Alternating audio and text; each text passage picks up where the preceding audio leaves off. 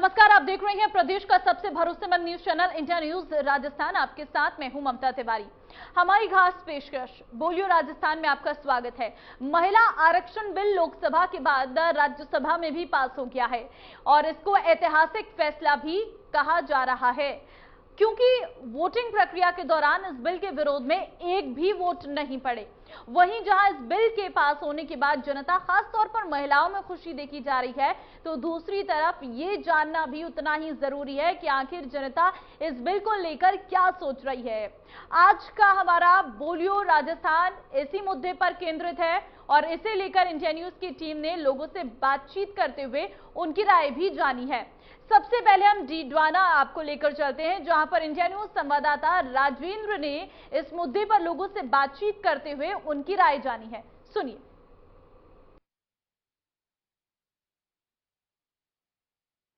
नारी शक्ति वंदन अधिनियम के तहत जिस तरह से जो बिल लाया गया है उसमें 33% महिलाओं को आरक्षण का जो सिस्टम रखा है, उसको लेकर के महिलाओं की क्या सोच है, महिलाएं किस तरह से इसको देखती है, आज बात करेंगे डीडवाना के महिला महाविद्यालय से।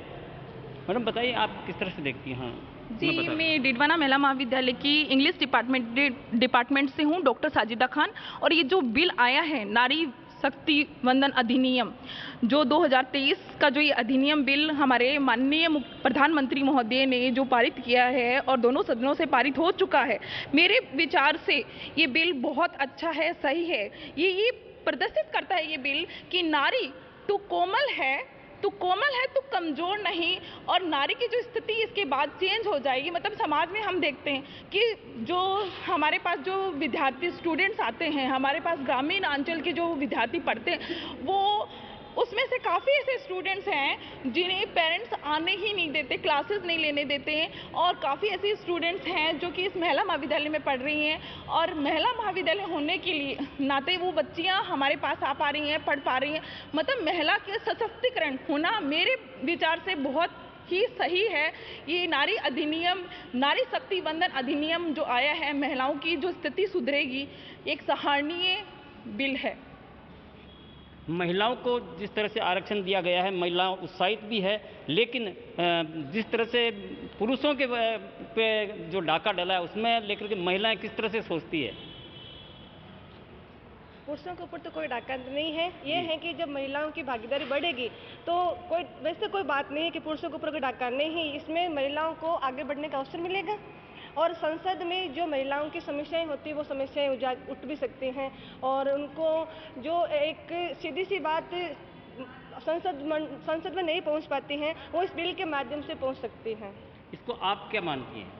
मैं ये कहना चाहूँगी कि जिस प्रकार से हम ये कहते हैं कि एक गाड़ी के दो पहिए होते हैं, पुरुष और नारी, तो इस तरीके से अगर देखा जाए तो अगर महिलाओं को आरक्षण दिया गया है तो उससे पुरुषों के लिए कोई भी नुकसान वाली बात नहीं है, बल्कि बहुत अच्छी चीज़ है कि महिला और पुरुष की सोच के साथ हमारा देश और आगे अच्छे से अग्रसर होगा, विकास करेगा, क्योंकि महिला सशक्तिकरण को इससे बढ़ावा मिलेगा। और महिलाएं ही देश को आगे बढ़ाने में जो अहम भूमिका निभाती हैं, वो अपने परिवार से शुरू करती हैं। वो हमारे देश के बड़ी पोस्ट, ऊंचे संसद में अपने विचार प्रस्तुत कर पाएंगी और हमारे देश को नई दिशा मिलेगी।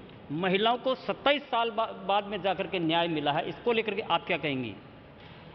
मेरा नाम प्रिया, मैं कंप्यूटर की व्याख्याता। मैं यही कहना चाहती हूँ कि 27 साल से बिल अटका हुआ था, क्योंकि सबसे पहले 1996 में एच डी देवगौड़ा सरकार के द्वारा ये बिल पारित किया गया था। लेकिन आज जो हमारे माननीय प्रधानमंत्री नरेंद्र मोदी ने उन्होंने इतना संघर्ष करके केंद्रीय कैबिनेट मंत्री बैठक में हमारे नारी शक्ति वंदन अधिनियम के नाम से इस महिला को जो आरक्षित के लिए 33% जो सीट्स के मंजूरी दी है, वो एक बहुत ही बड़ी सराहनीय बात है। इससे महिलाओं को भी काफ़ी कुछ रोजगार के लिए अवसर भी मिलेंगे, और एक जो नाम है कि बोले जाता है कि भारत में कि पुरुष वर्ग और महिला वर्ग, उन दोनों में भी भेदभाव को काफ़ी दूर तक हटाया जाए।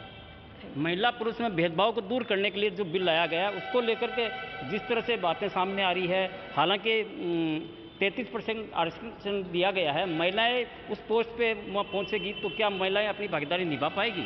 जी, ये जो बिल है, ये जो अधिनियम आया है, वास्तव में एक सराहनीय कदम है हमारी सरकार की तरफ से।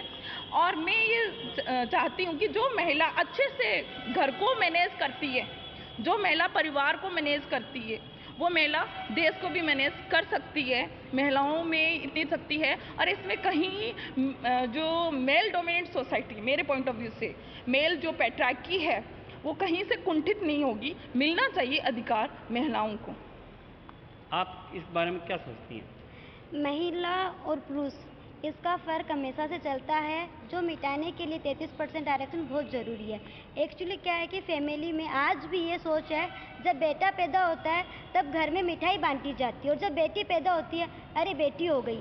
इसको दूर करने के लिए माननीय प्रधानमंत्री जी ने बहुत ही अच्छा काम किया है। जब 33% आरक्षण मिलेगा और घर से बेटी आगे तक जाएगी, लाइक एज राष्ट्रपति द्रौपदी मुर्मू, लाइक एज प्रतिभा पाटिल, इन सबको देखते हुए ये लगता है कि अपन को भी बहुत आगे तक जाना चाहिए। यही महाविद्यालय में हमारे कॉलेज में सबको IAS RS की तैयारी कराते हुए सबको सिविल सर्विसेज में भेजने के लिए ये दूर किया जा रहा है। महिला वर्ग और पुरुष वर्ग में बहुत समानता नहीं है, अभी भी बहुत पार्शियलिटी होती है फैमिलीज में। Thank you. तो वहीं आसंद में इंडिया न्यूज संवाददाता राहुल आचार्य ने इस मुद्दे पर लोगों से बातचीत की, उनकी राय को जाना।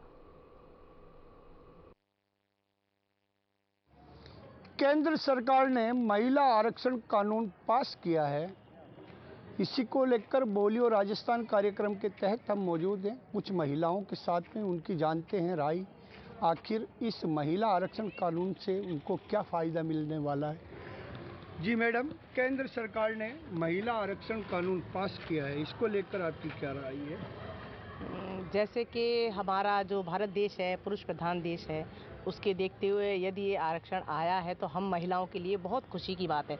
अब हम हर क्षेत्र में आगे बढ़ सकते हैं, चाहे वो राजनीतिक हो, चाहे सामाजिक हो, चाहे आर्थिक हो, चाहे किसी भी तरीके का उन पदों पर। आज हमारा आरक्षण अच्छा है तो हम देखो काफ़ी महिलाएं जाते हैं अच्छे अच्छे पदों पर। उसके बावजूद खेल में है, जैसे खेल में हमारी सानिया नेहवाल वगैरह खेल में बहुत अच्छी हैं। आजकल तो फौज में तक, जबकि पहले ये होता था फौज है या कोई ऐसी जगह जहाँ महिलाओं को नहीं भेजा जाता था, लेकिन आज तो फौज में हमारी बहुत सारी महिलाएं हैं जो फौज में हैं, पायलट्स हैं।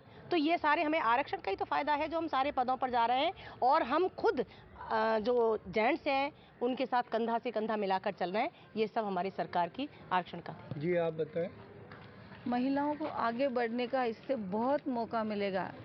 महिलाओं में योग्यता है, प्रतिभा है, लेकिन कुछ कारणों से वो आगे नहीं बढ़ पाती है, तो 33% आरक्षण में वो आगे बढ़ेंगी और उनको मौका मिलेगा।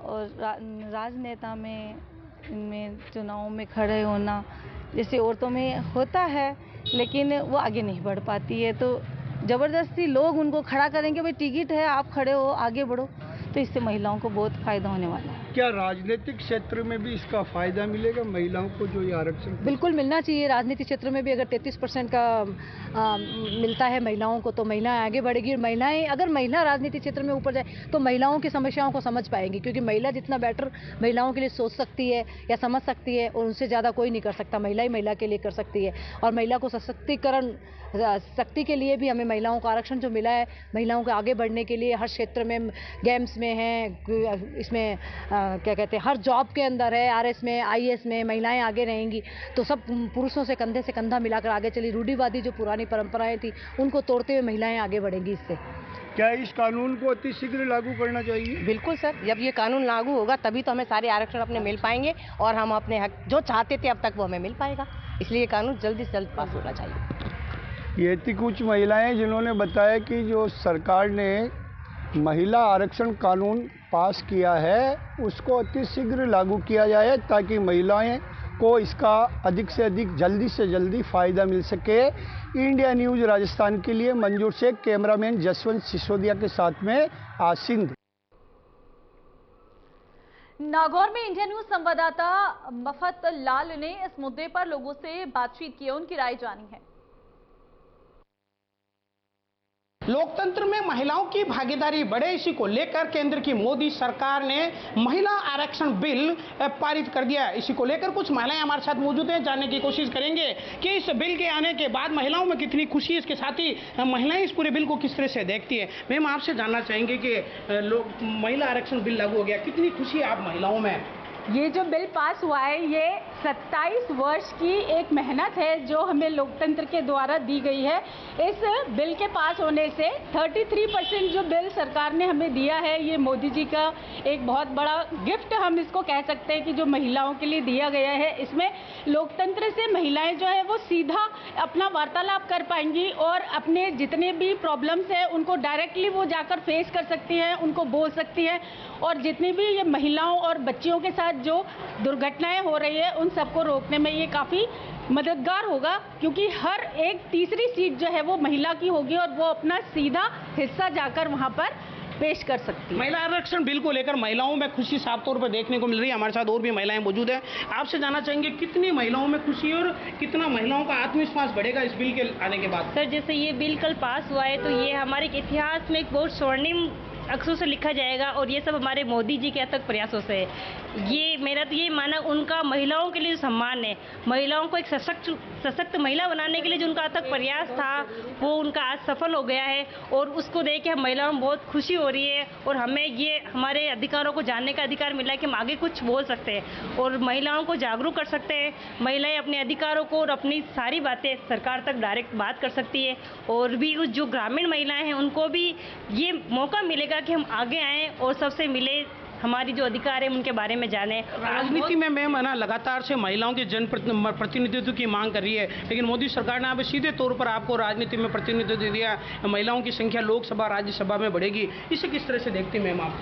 सर देखिए, पहले ऐसा था कि हर सीट जो थी वो पुरुष बल यहाँ पर ज़्यादा था और अब जो है वो स्त्रियों का बल जो है वो ज़्यादा हो गया है। जैसे टोटल सीट हम कहें कि 183 जो सीट्स है वो सरकार ने जो महिलाओं को दी है, ये बहुत बड़ी इनके लिए एक उपलब्धि है कि ये लोग सीधा जाकर लोकतंत्र में अपनी पक्ष को या अपनी बात को रख सकते हैं। बिल्कुल साफ तौर पर यहाँ पर महिलाओं का आत्मविश्वास कहीं ना कहीं बढ़ता हुआ नजर आया। मैम आपसे जानना चाहेंगे, आप एक शिक्षक भी रहे हैं, लगातार से किस तरह से देखती हैं एक जो महिलाएं जो है वो उसमें कितना आत्मविश्वास बढ़ा है, महिलाओं का स्वाभिमान कितना बढ़ा इससे? सबसे पहली बात तो ये एक ऐतिहासिक घोषणा हमारे पीएम माननीय मोदी जी ने की है।